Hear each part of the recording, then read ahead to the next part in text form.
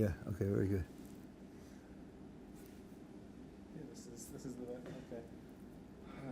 Question. I think, see, the Judaism believes that there are some scriptures that were not given by God. For example, New Testament or the Koran. And my question is that if God gave the Old Testament, the Bible, meaning it actually came from God, He should have put in there some evidence that it clearly came from a God and not from a human. There are some stuff that God could write, like prophets, where He could speak out stuff that are impossible for a human to write, and therefore anyone who's looking at it later would be able to understand that it must have came from a God. The question is, why is the Old Testament pretty similar to the Quran and other stuff in the way it's not written in any special way, doesn't have any special codes that can be found in other places, or it does not have any nevuos with clear dates that you can't explain to other places. Why isn't it clear for anyone that sees that the Old Testament just had to come from God? Gee, I'm trying to think myself into a position where a person would ask a question like that. Why isn't there anything in the Declaration of Independence of the United States, which, by the way, it's written, and the content of it shows that it was written in Philadelphia, or was written by certain authors, or was written under certain geopolitical conditions, or, I mean, what? People lived it. They were actually present when it was created. You don't need to have it in the document to verify a historical event, which was a public historical event. The people who received it starting with an actual prophecy, where they heard God speaking to Moses directly, and they received it from Moses. To them, it certainly was an open public event. Now, we're talking about setting up irrefutable proof for all future generations. Yeah, is that something we know that God is invested in? Do we have any reason to think that God wants there to be irrefutable proof of what are matters of traditional history? Irrefutable proof. People are challenged to use their intellect, to use their reasoning. They're challenged to weigh evidence, to talk about what is a good explanation, to talk about what is plausible. Is there irrefutable proof that there are atoms? Irrefutable proof? I don't think so. Scientific theories change. The fact, it certainly should be reasonable to believe. And it should be reasonable to believe it's true and reasonable to believe alternatives are false. Yes, but irrefutable proof? I don't see that God is invested in that. As God says... the question is, that the Rabbi said that at the time it was clear for anyone who saw it that it clearly came from God. But God didn't give the Bible only for people at the time. He gave it for years later on. So I don't know clearly what happened 2,000 years ago. The only way I know what happened 2,000 years ago is by looking at the Bible. And now, since I have also other books that came from different sources, which Judaism claims are not true, I expect there to be a clear difference between them. And I don't think for a God that's unlimited, it should be a problem to present such a thing. It should be the most basic and expected thing for him to do. But you've chosen one out of 100 alternatives and said it's got to be that. I think he has to give us evidence. I just said that. I think there should be evidence which a person fairly and honestly reasoning about it should be able to come to the conclusion. It doesn't follow that in the text there has to be a style or content of writing that can only be written by God. That's not the only way to do that. I mean, I read a whole book on this subject, and I gave evidence, but it wasn't that kind of evidence. That's basically the Muslim approach. You know? Anybody who's fair-minded reads can see right away that God wrote it. I think that's dreadfully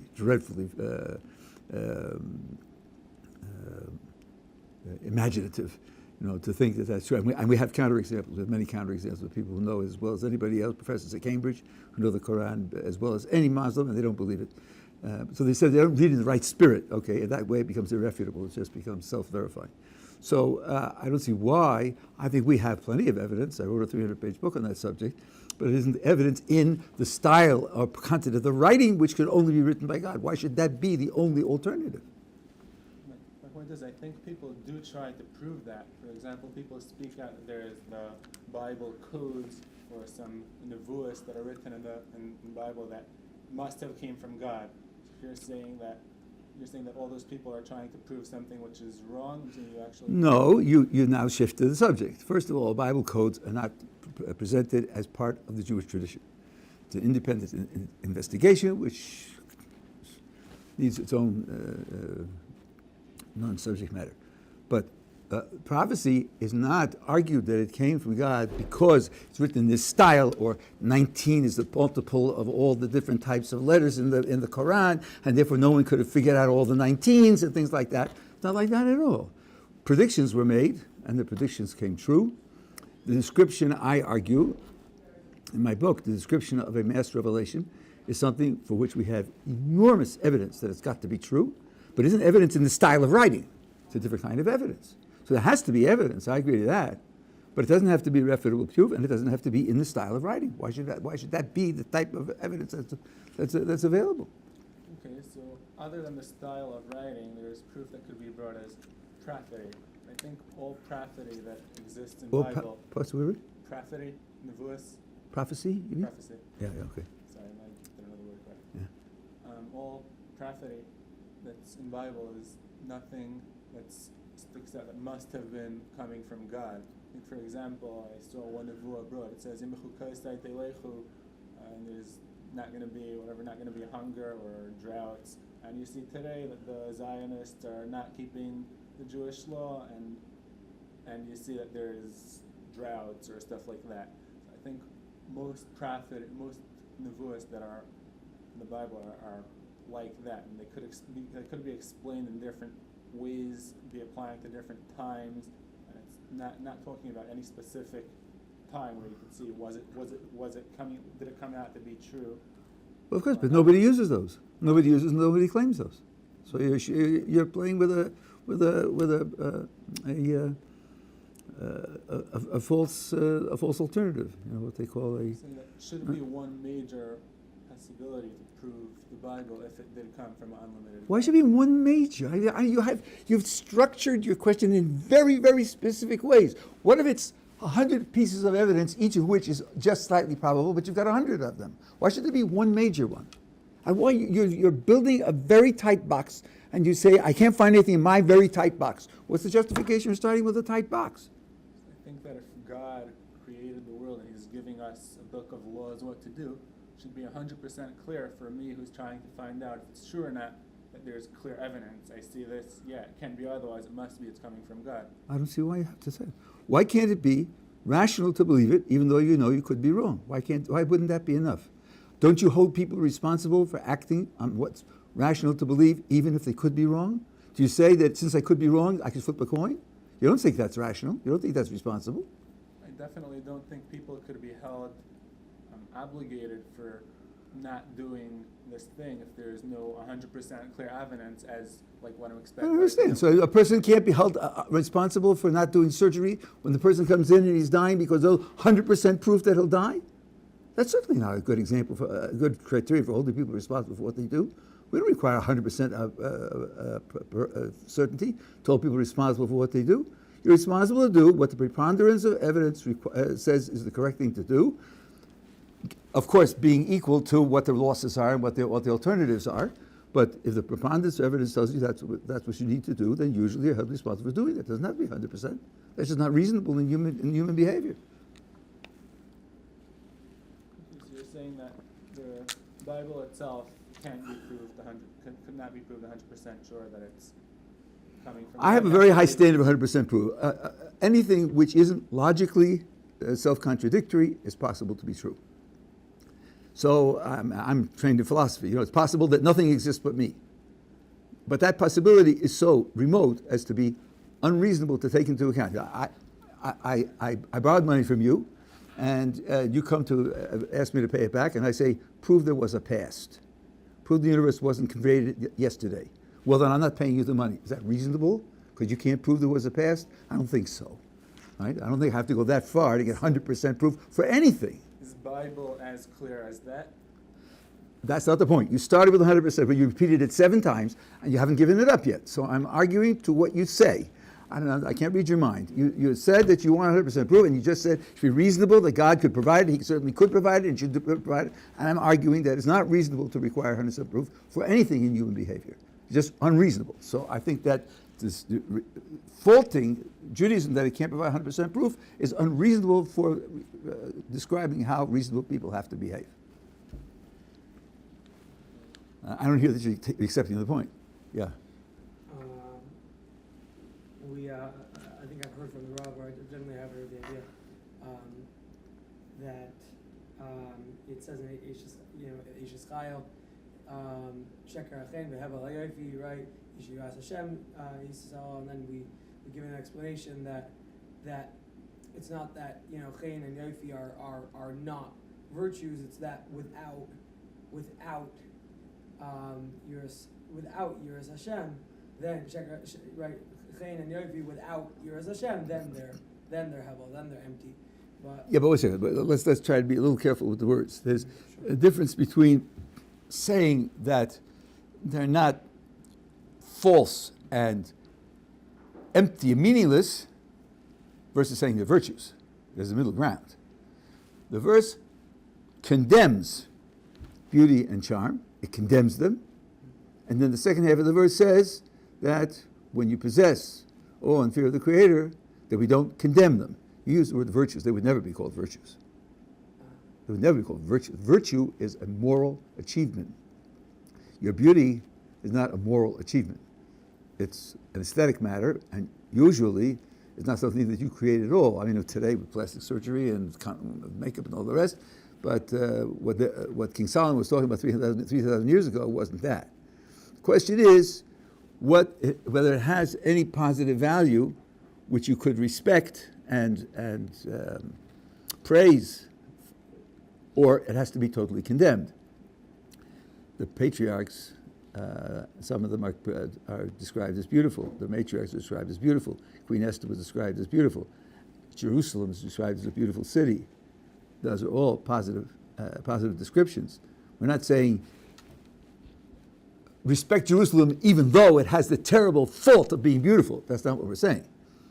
But since the beauty in these cases reflects a deeper inner reality, and beauty creates in a human being, an observer, a kind of reaction, an attraction, and a certain awe, and a certain appreciation for something valuable, if the inner reality deserves that, then the surface appearance has a positive virtue. It has a virtue of drawing to that person an evaluation that's appropriate. So then you wouldn't call it false and empty. You would say it's in the service of expressing and reinforcing a very important value. That's the contrast, but the virtue is not the right word. So in other words, since we want you to externally appreciate something that internally truly is beautiful, beauty has that value. That's a good way to put it. And that's why the construction of the tabernacle was filled with beautiful matters. In fact, there was a certain weaving technique where you could weave a single cloth with pictures on both sides of the cloth, which were utterly unrelated pictures. And yet somehow the weaving made 2 coherent pictures in that way.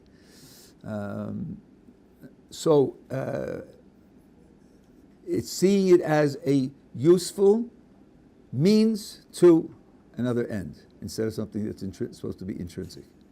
Those who treat beauty as intrinsic are making a terrible mistake. Making a terrible mistake. Further question. How would the Rav advise dealing with people from people in your life who, or from your past, who you have a very, deep history with, or a deep debt of hakaras type 2, but perhaps, especially this is especially true for Bali Tshuva, if now you've moved to a place where perhaps it's not, your relationship certainly isn't what it once was, and could even be questionable now if this is a person you want to maintain a relationship with. But at the same time, if this is somebody who you have deep history with or more importantly, especially if you owe this person a lot, if you have a lot of, debt of hakaras types to this person, how do you can't just, it doesn't seem right to just drop them, never speak to them again. How do you deal with that? No, I never heard of anybody who just turned his back and dropped people and didn't speak to them again. Right. I think it depends upon what you think is practical and reasonable. There are cases where people maintain relationships, maintain contact, maintain interaction. If it's possible to be open and honest, then I think that's the best policy. Listen, here's what, and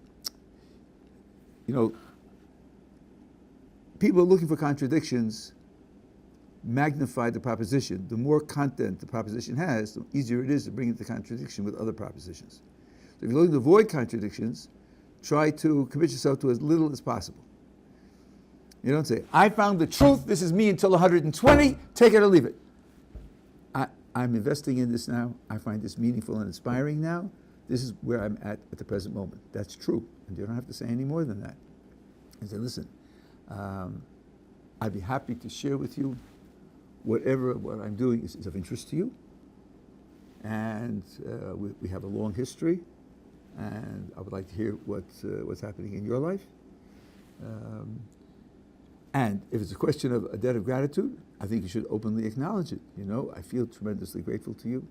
You've invested in me. You've provided me with things. I'm tremendously indebted to you, and I treasure the relationship that we have.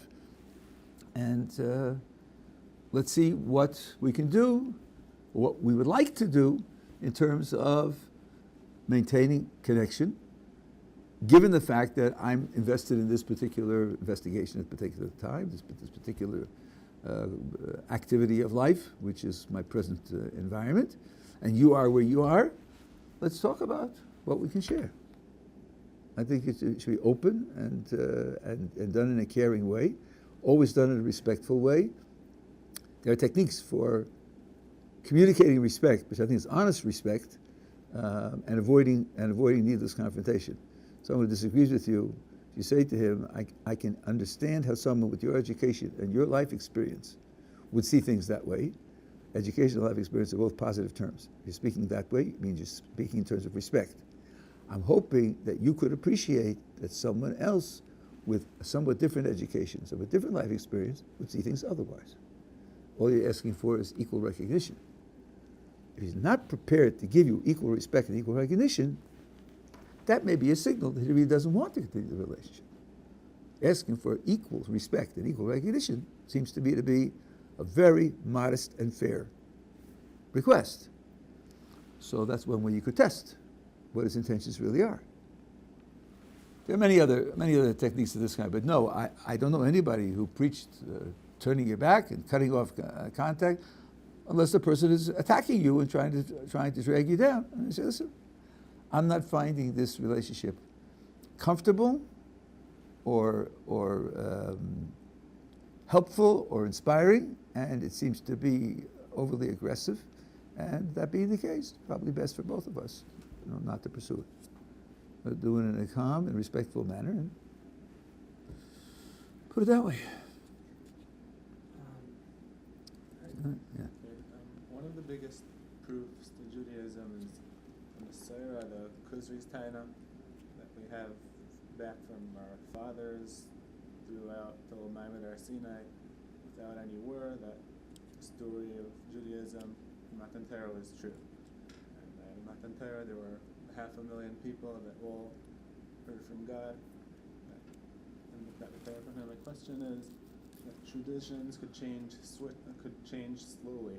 So therefore, the fact that 2,000 years ago, the fact that they claim now that 2,000 years ago 500,000 people heard something from God could have changed years later on. It could be Moshe Rabbeinu wrote the Torah just like Muhammad did, and then he gave it to 500,000 people, and they believed him so much that years later, tens or hundreds of years later, it was changed to say that they all saw God and all got it from him.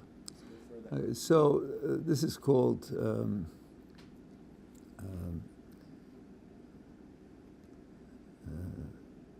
This is the anthropological approach. And And the kind it's of- called myth creation. I have it in my book. I've devoted about 50 pages to it. You don't know that it's possible. You don't know that it's possible. What you mean is you don't know anything that rules it out. But that doesn't mean it's possible. It just means your knowledge base doesn't rule it out. That doesn't mean it's really possible. You mean, I don't know that what's possible. That's possible that such a thing could have been written by one person and then gradually changed into the story that we have. You don't know that. But I have Now- that possibility. Well, it's only possible because you don't know how to rule it out. That doesn't mean it's really possible. You know, in physics, there's no such thing as absolute zero. Absolute zero is impossible. Nobody knew that before 1900. Quantum mechanics has it as a theorem, right? So they would say, of course it's possible. Why shouldn't it be possible? That means I don't know how to rule it out, but it could be objectively ruled out. Now, I have a category of tradition, and I have overwhelming empirical evidence that traditions of this kind are true.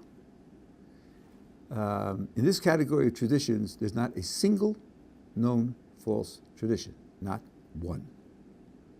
That means we don't have a record of ever getting it wrong for this category of tradition.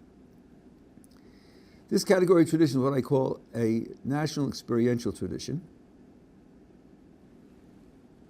just to preclude misunderstanding. It includes wars, it includes famines, it includes treks of migration, it includes technological inventions. It's not about religion.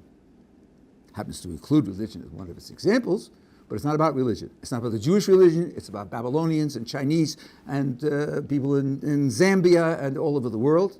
And it's true throughout history, thousands of years of history. I'm not using the Jewish tradition to prove the Jewish tradition. For a logician, that would be a terrible sin, called begging the question. And I claim that there isn't a single known tradition of this type that's false. I think Now, what? It's very far back, so I think it's impossible to see if it's true or not. That's not true. That's not correct. Why?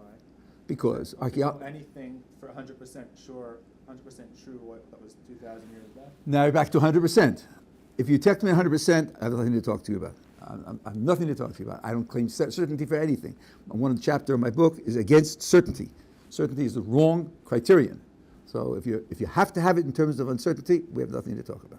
I'm talking about evidence that makes it reasonable to believe something. That's why I call my book Reason to Believe. So first of all, I have a question. Why? Well, I'm in the middle of answering one Okay. question, right? You want an answer to that question? You don't want to answer that question. The tradition I'm talking about is this. First of all, is a tradition that the nation accepts. Yes, there are crazy people and there are antinomians and there are, but enough of a percentage, a wide enough percentage that we say the nation accepts this tradition as true, number one. Number two, the subject of the tradition is an event in the past of that same nation. Number three, the event that is described in the tradition is an event which in the description, in the story, which may or may not be true, the story says that the whole nation experienced it. Not someone went up to a mountain, came down and told them about it, or some people had a vision, told them about it, but it's something which they directly experience, like war, like famine, like a technological invention that spreads throughout the entire nation, like bows and arrows, like a migration from one place to another. There are many events that take place in a nation where everyone in the nation experiences it. So there's got to be a tradition about an event in the national history of the nation that has the tradition, and it has to be describing an event which, according to the description, was experienced by everyone in the nation, and it has to be the kind of event which you would expect would make a mark on the culture. Everyone in the nation often experienced solar eclipses. Almost no ancient nations kept records of solar eclipses. Just didn't interest them. Wasn't something that they were impressed enough about to keep records of. So it's got to be that kind of an event. There are many, many traditions of that kind in the ancient world. Not a single one is known to be false. Now, when you think of myths that we know are false, not 100%, but we know they are false, the myths are very various. Some are about individuals, and some are about groups. Some are about men, some are about women. old people, young people, animals, real animals and mythological animals. They happen in the water, they happen in the air, they happen on the ground, they happen underground. There seems to be a very widespread imagination of creating myths about the ancient world, in the ancient world, about various things that happen.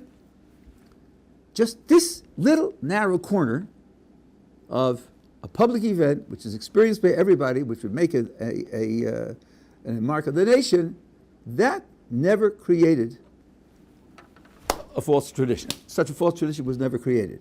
So I say that's empirical evidence that this sort of thing is very difficult, or if not impossible, to create. Now, the story of Mamad HaSinai, and also of the Makos in Egypt and Kriyas Yamsuf, that tradition is exactly this kind of tradition. So I say I have overwhelming human experience that this tradition is true. That's not from the writing style of the Torah, but it's evidence. It's direct evidence. This is what I call the Kuzari argument. It's my adaptation of the Kuzari's idea.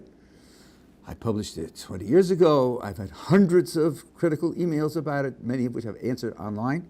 There's a discussion. The whole book was written, Breaking the Kuzari. I answered 75 pages of the book, page by page, and that's online. So there's a great discussion of this material, and my book I devoted 50 pages to the argument and more pages in an appendix to reviewing.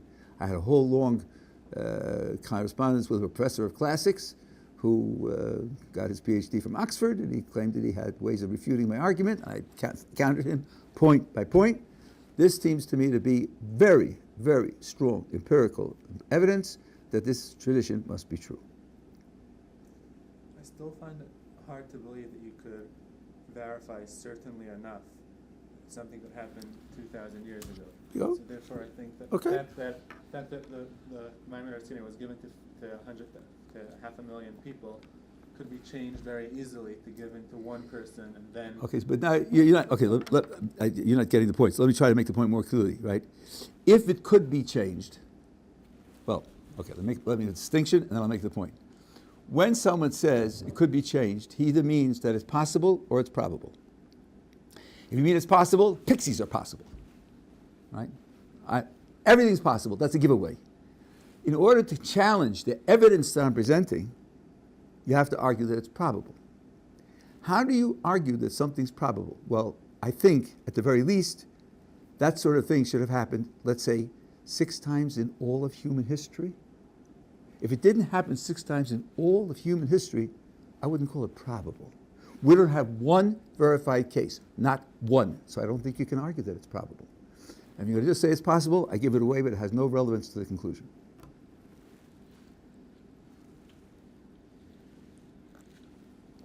All this is in my book, which was published in 2017. Yeah.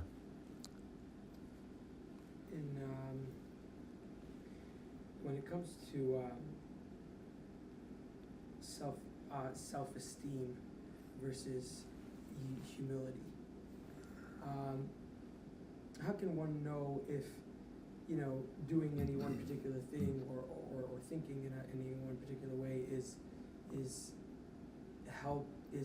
positive, for his self-image, or perhaps should not, he should specifically not do that to build humility? Perhaps how can we distinguish between gaiva and? This is a very, very important question, and it's subtle. And part of the problem is that pride and humility in Jewish sources receive different descriptions.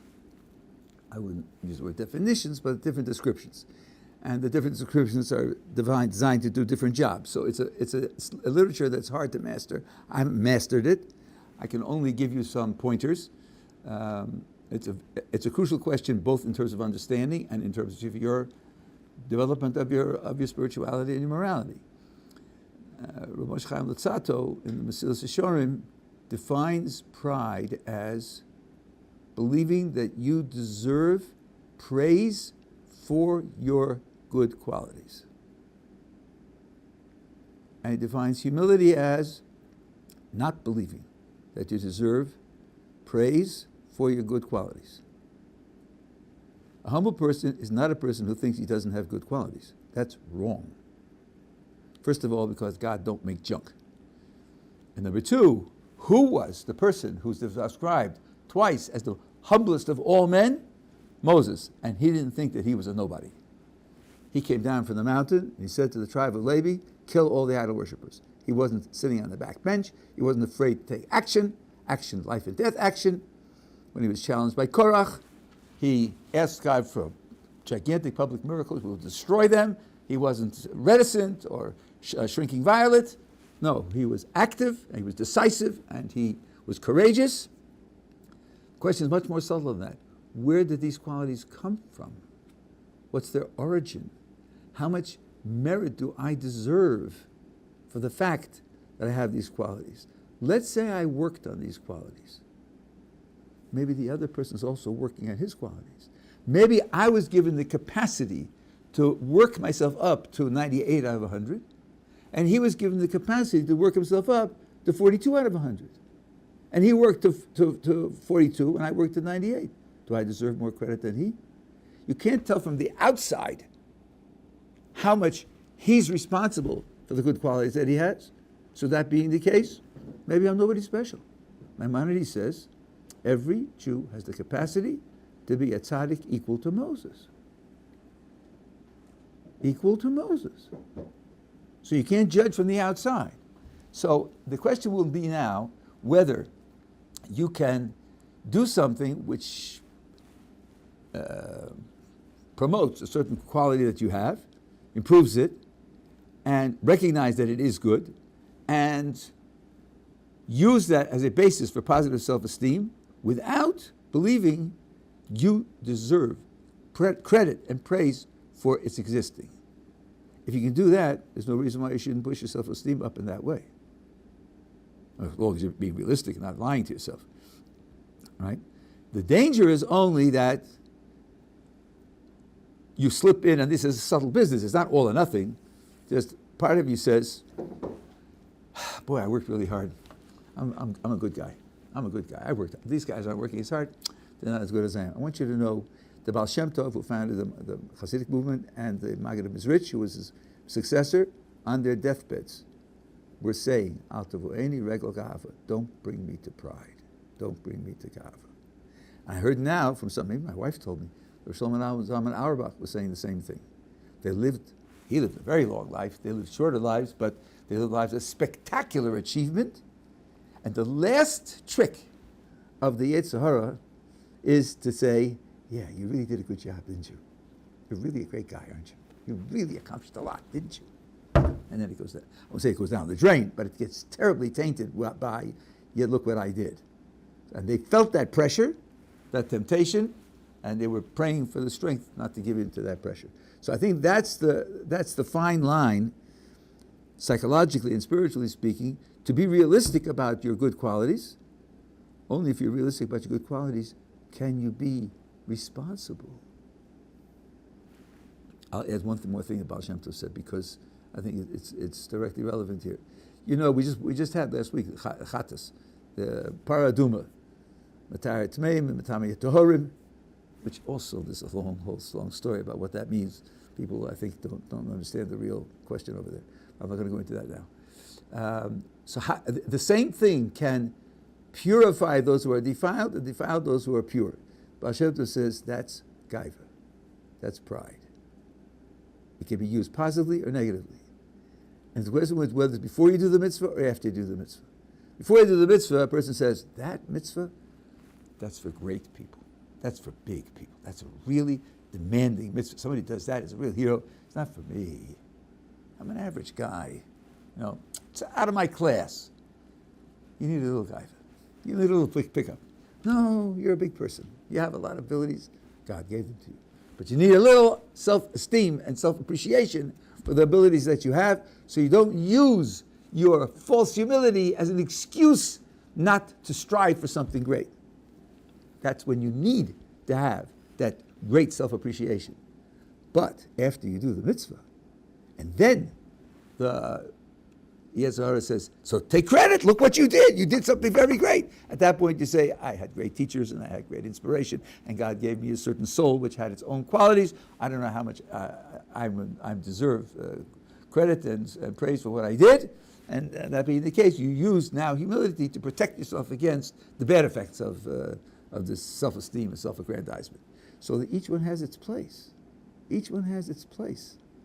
In the spiritual challenge that people face, each one has its place. Yeah. I didn't even raise my hand. Okay, so what I was thinking through why the patterns of Hashem's actions in the world, like what justification would be that they operate off imperfect knowledge. And what I figured was, you've mentioned before that Moshe is told by Hashem, or he asks to Hashem, show me your ways that I might know you, implying he can know the patterns of action.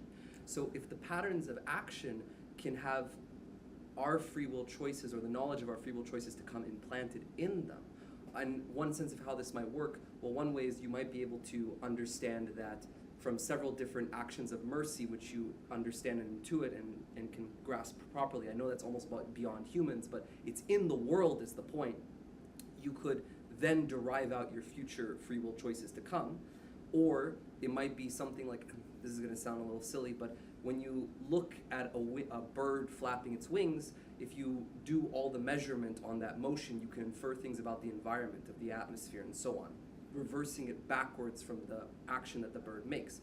So the worry is, if his patterns of actions can have a complete record of our future choices, maybe we still run into the problem of foreknowledge and free will in a way that Rambam can't really solve, with the idea that Hashem is outside reality, because the knowledge of our future choices to come is within reality in something that's knowable. Well, let's see, there's a lot to talk about there. First of all, let's just get the verse straight. It says, show me your ways that I might know you. Not them. Not them, you. That's the Rambam's diuk. The Rambam is saying that when we talk about God being unknowable, that's relative. His essence is unknowable. His patterns of action are knowable. And the verse testifies that if you know the patterns of action, you're knowing him. Not everything about him, and not the deepest things about him, but he's the object of your knowledge, not something else. Not a painting that he painted. It's him, but it's this aspect of him. So I think that's number one. But number two, Moses wasn't asking to be omniscient. He wasn't asking to be omniscient. God's patterns of action are, in interacting with human beings, reactive.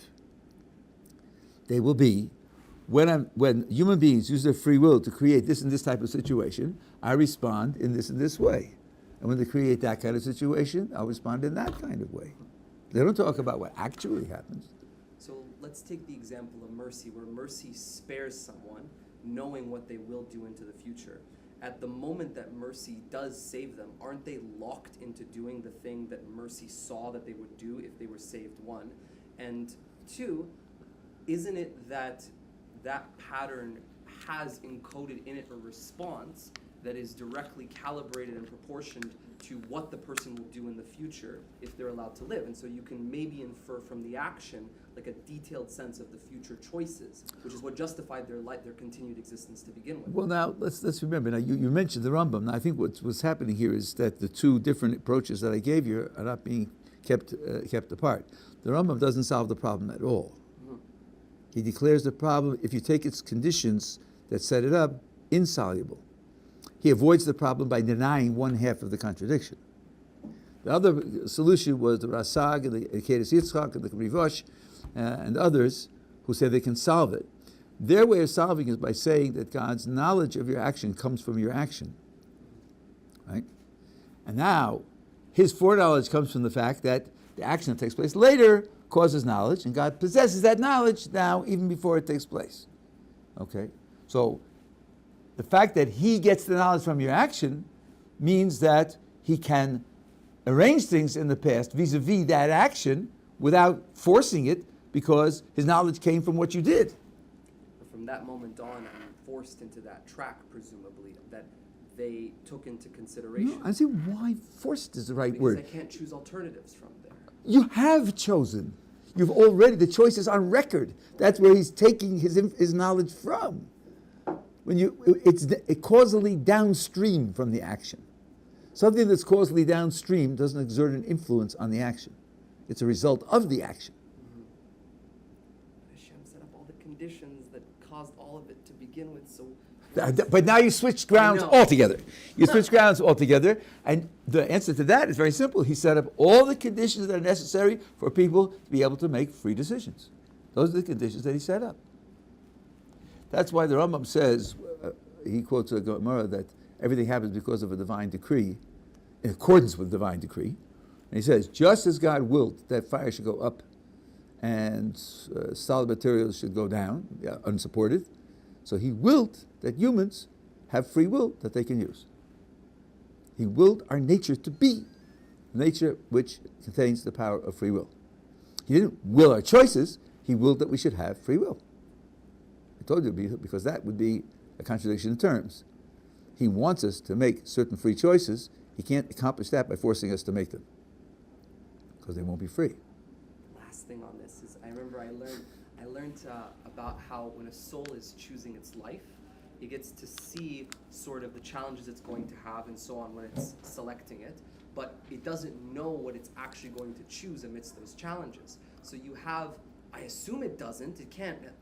I don't know such a source. I'd like to see the source, because some of the challenges that occur later in life are the result of prior choices.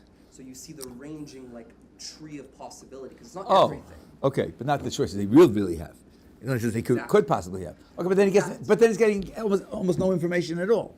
Well, he's seeing the domain that his life will take place in, which is not no information. Because it's like he might have the option to be a fireman, and then from the fireman become like a police, like a politician, or go into the army, whatever. But he doesn't see in that he could be like a marine biologist. It's saying that's off the table. So it's just giving him the structure of his test branching out. Like Yeah, but I think I think that what you'll end up with is such a vast array.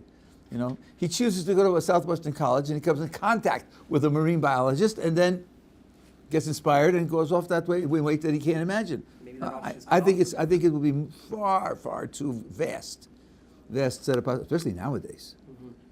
I'd be interested to think about how wide the variety was 2,000 years ago. Even there, let's take Jews who lived in Israel 2,000 years ago. You could become a Roman, you could become a Greek, you could fight in a war, you could become a scholar, you could become a philanthropist. There are a lot of different things Maybe that people the could variety do. is an illusion. Maybe you only get the appearance of variety, but you only actually have the ability to choose across a few things. Like you're only actually making. Why should it say that? I mean, Fair. maybe it's not something which you can make into an argument. Yeah.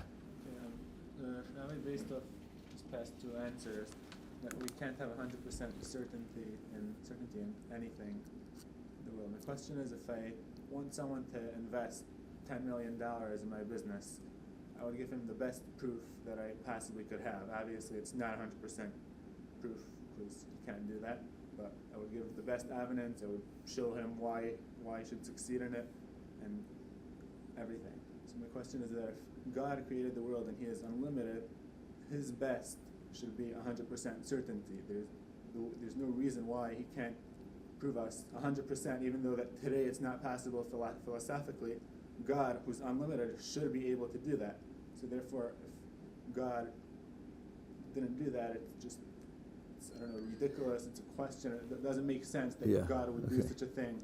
Yeah. So let me give you. Require me to do something. Give me a book of laws to do without proving it to me in the best way that He can. Yeah. Let me give you an answer which I don't think is fully correct, but it's a very widespread answer. And I think the way you're asking the question, this should at least give you something to think about. Suppose someone said that if you have 100% certainty that something is true, you lose your free will to rebel. I think even people that are 100% sure today, I'm learning in Brisk right now, no one over there has any question about is Judaism true or not. They still have plenty of challenges. They have trouble. It's extremely hard to follow halacha. It's always difficult. You need to learn. You need to do this. You need to do that. It's hard. It's challenging. They have plenty of trouble, plenty of room to fill, plenty of room to get schar and einash. So, okay. I don't think you need also that thing, that uncertainty and the lack of 100% proof in order to be able to have a challenge. Good. I agree with you. That's why I don't think it's a. But then I don't see what the requirement is. Why should God make it 100% rather than 90%? He's setting up a situation in which you have challenges, in which you have things that you have to deal with, hard to deal with, and you're not always consistent in matching them up. The amount of evidence that you have is part of the resources that you have, which you find determine the nature of your challenge. More resources will give you greater allies in lessening the challenge. Less certainty will make the challenge bigger. And he's fine-tuning the challenge for different generations, for different people. Why shouldn't he have a challenge of 80% information? If he wants me to fulfill his challenges, you have to... Then take away your free will. Take away your yiras. No, it's not taking away... I'm not asking that he should take away my free will or my yiras. He wants to put me through challenges, so put me through challenges. But you have to explain for me that I should be certain that I should, I don't see why. have challenges. I don't see why. You might say, then cut my yiras in half, because it's too hard, because it's very hard for me to struggle with it. Make it easier for me. You want it to be made easier for you. And you say, up to this, it must be made easier, as though it's not fair. Ma pitom. It could be hard in other ways. I don't think... Why couldn't it be hard in this my way? example that I said, I don't think my friends in Brisk who are 100% certain have it any easier than other people. Then there's no point in making it 100% certain. Then what? There's no point in making it 100% No, certain. 'cause for me, I don't have it as clear as them, because I don't know, emotionally I don't believe in stuff. I think more. But then, yeah, you're only complaining that it wasn't made for you? For me or people like me. Okay, this doesn't sound at all like the challenge that we had before. Before it was a global thing, and God isn't fair with the world because he doesn't make it 100% sure. Now you're talking about a very specific person who has a certain type of challenge and he has a certain type of difficulty, and that person needs more information because it would make the challenge of a certain degree that's better for him. But how do you know it's better? It may be easier, but... to say that it's talking about a specific person, because it's a much more general challenge of not having a certainty in what at all is the challenge, which I don't think is fair or would make sense to an unlimited God to do. No. Let's go back through it. I don't hear a consistent picture here at all. You tell me people with 100% certainty still have challenge. Not about questioning God and other... We're not talking about just about questioning God. Why should that be it? Right? We're talking about doing mitzvos and developing good characteristics and investing time in the way the Torah wants it to be invested and so on and so on. There are different challenges for different people.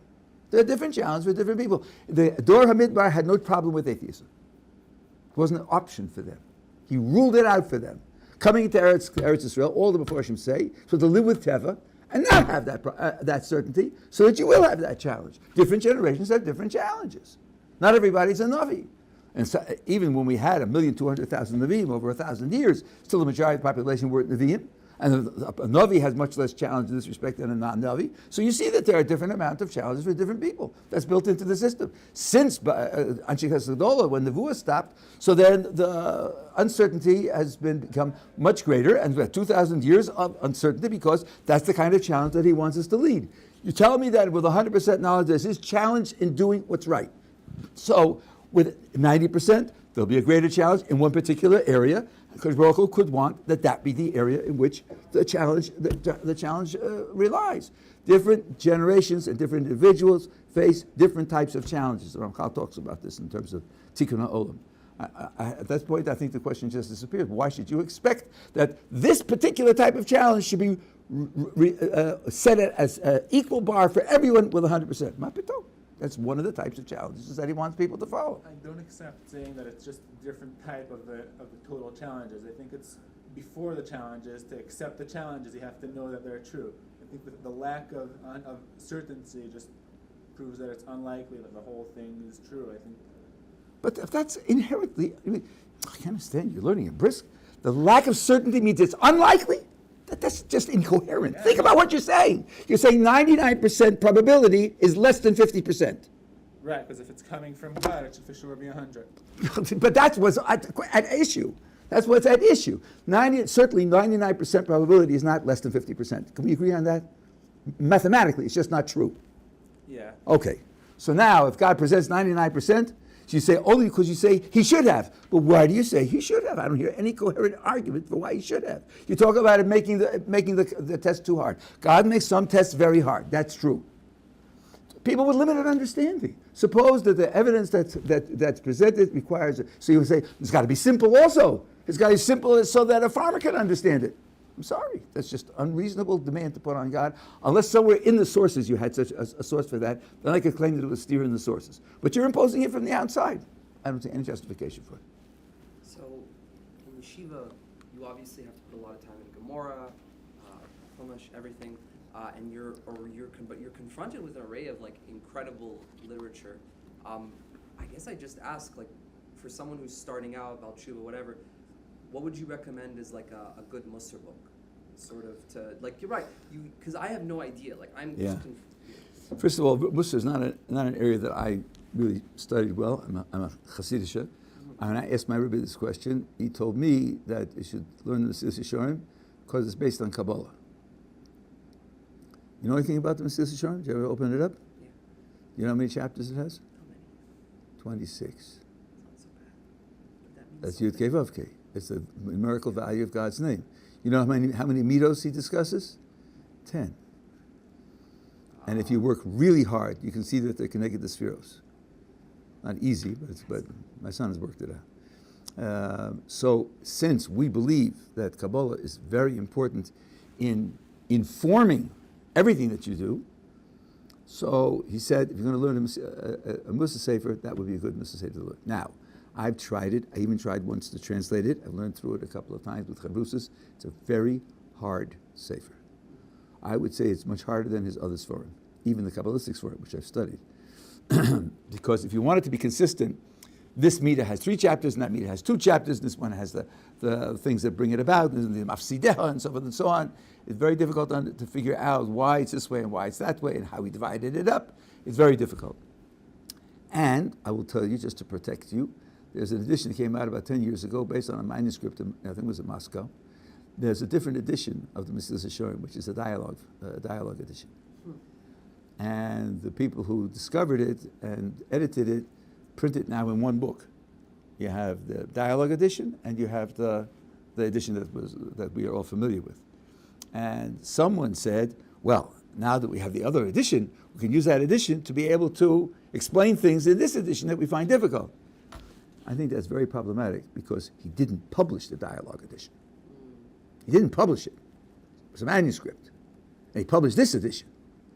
So far from using the manuscript to illuminate the published edition, I would look for differences and say, aha, why did he write this and not that? He discarded that in favor of this and learned something about what he meant in that way. Not to use this one to explain that one or to illuminate that one, because he didn't publish that one. But it is a classical work. Now, the question is, why are you reading it? Mussar has in it tremendous hashkafa, tremendous philosophy. It also is supposed to inspire you to improve yourself. But Dessler says that Mussar is how you achieve the emes. Because every moral failing implies intellectual failing. Every moral failing will compromise your objectivity. So he says Mussar is the way to train yourself to be able to find the emes, to trust your own objectivity in your investigations. Wow, that's a brand new picture of what's going on. So it depends on what you have in mind when you're doing the Mussar. I'm not very familiar with the literature, so there are a lot of svarim out there, and I really can't help you with that. Rabbi Breitowitz is a good person to talk to. His knowledge and scholarship is really over the top. But if you want a sefer that will explain to you something about how the neshama works and how it interacts with the gashmias and so forth and so on, that's one type of sefer. If you want something that will speak to your psychology, it's another type of sefer. So you have to get clear in your mind what you want from the learning before you pick a sefer. Yeah. One of the biggest evidence to God, it's brought in Chazaneh Shemuno Bitachan and other places, everyone, whether it's a clear thing. You just look at the world, you see Neflas Abera, you see it's a great world, you see the human body, and it's not possible that it'll happen by itself. The question is that we see clearly there's evolution that happens today. Given the amount of time, the world looks like it's hundreds of millions or billions of years old. The result of evolution, if it started from a couple of cells and continued evolution and for this amount of time, should be complicated and look so great and unbelievable. How did it turn like that in evolution?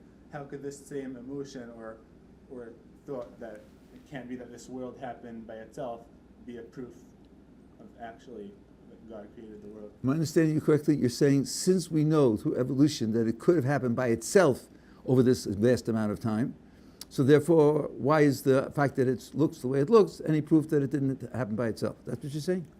No, there's 2 points over here. There's the fact that the world started, there's mass or energy, which I don't know how that happened, or it could be by God. Once, if you assume there's, one sec, before that, it's not likely to say that the world, the human body, for example, started from a couple of cells to the human body. My question is that given the fact that we see evolution happening today, and if the world is billions of years old, it's a couple of cells would turn into something pretty complicated and fascinating.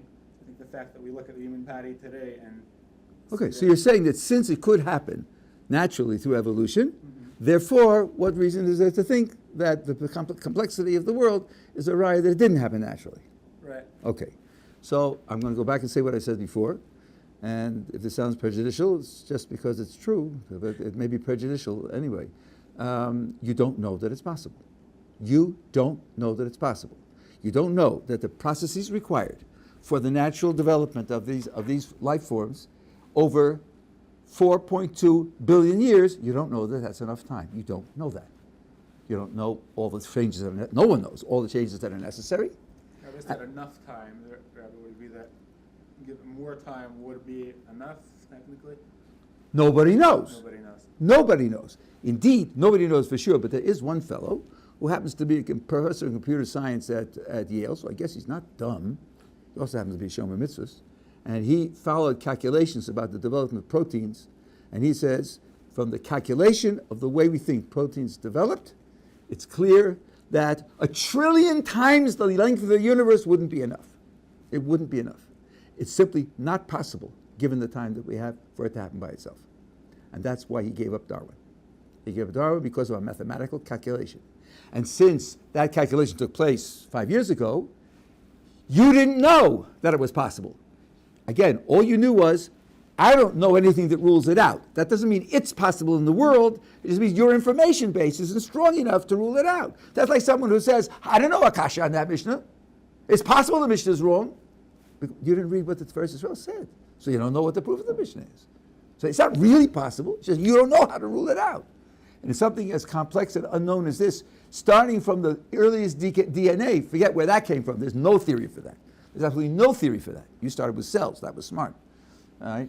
From the original DNA, how many changes in DNA are required to get from the original DNA to a moth, to a leaf? 1,000, 10,000, 100,000? No one knows, because no one knows what the original DNA looked like.